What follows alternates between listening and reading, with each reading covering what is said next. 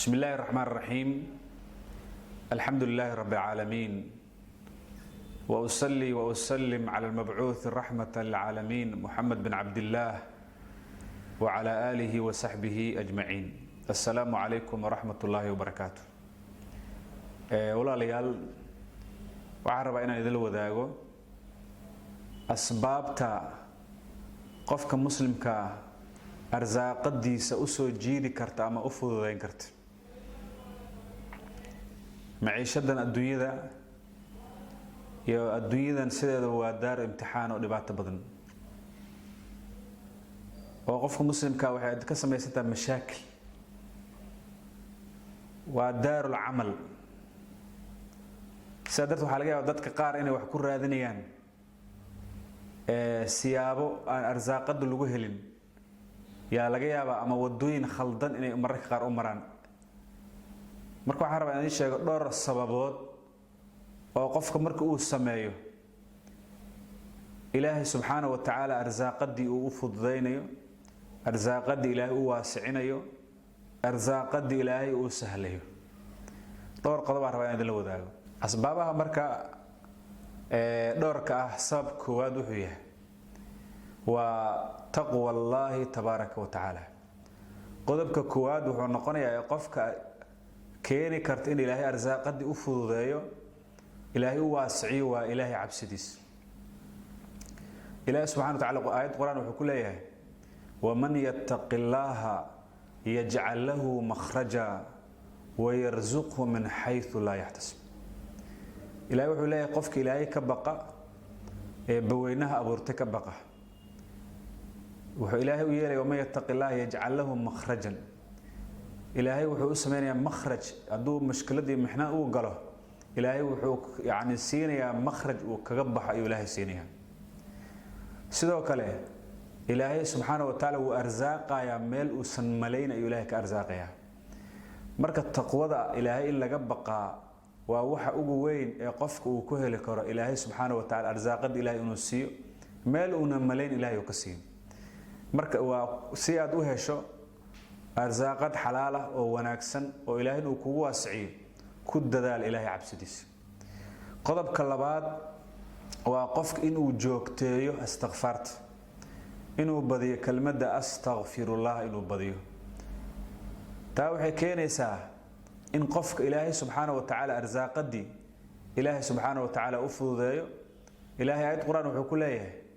faqultu astaghfiruu rabbakum innahu kaana ghafaara yursil as-samaa calaykum midraara ويمددكم بأموال وبنين ويجعل لكم جنات ويجعل لكم أنهارا آيات إلهي سبحانه وتعالى وحاكسوغا يعني أهمية إلهي استغفارت هي فائدة هذا هي آيات كسوغا بحبلو فيرسو وحاليري قفك الربا محوها ما أنت الدناني إنه الأولاد dadka muxuu ahaa abaaraha ku dhac roobka daneynaya dadka maalka daneynaya dadka dambi dhaaf daneynaya dadka jannada daneynaya inta soo dhan ay aayadan ay kulansato waxaas waxa lagu helayaa waa istighfaarta ilaahay faqultu astaghfiru rabbakum innahu kaana ghafaar ilaahay dambigu ku daayna ugu horeen haddana fiir yursilis samaa calaykum midraar ilaahay samadana roobku ka keenaya yursilis samaa calaykum midraar ويمددكم بأموال وبنين إلهي وحسينيا قفك حول ربنا إلهي مال وسينيا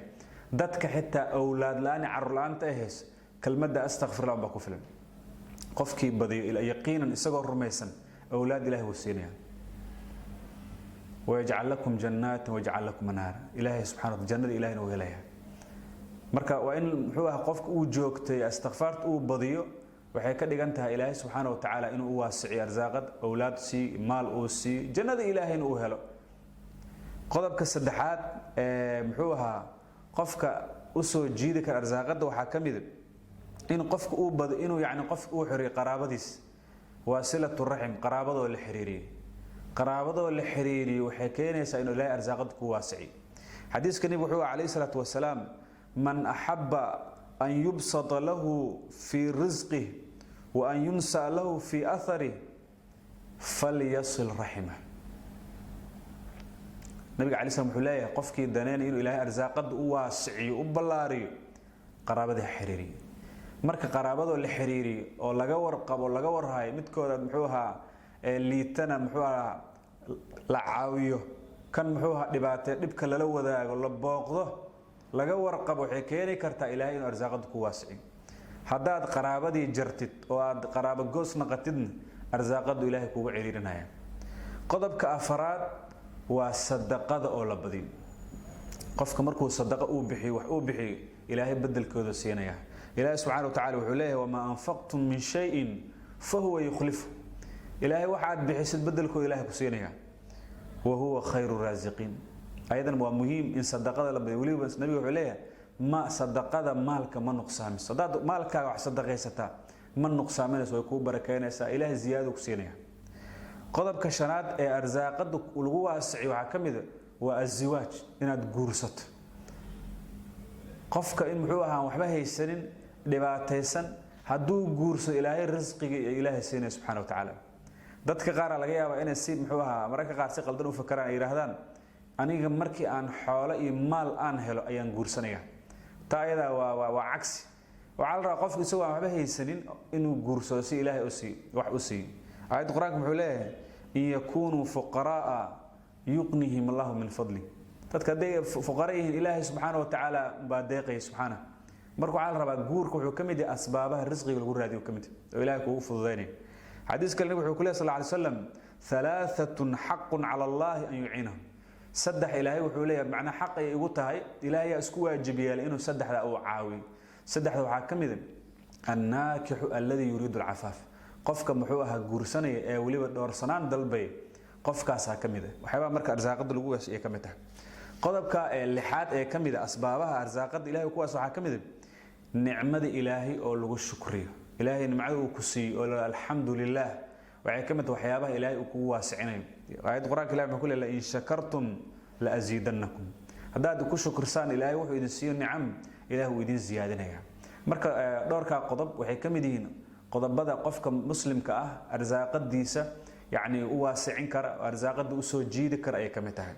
وعن رجينا إن شاء الله قفل بمقال كداوضة إن ذات كل الله مسلمين وجارسيو سي إلهي لما أنت أرزاقد إلهي إنه واسعي وجزاكم الله خير والسلام عليكم ورحمة الله وبركاته.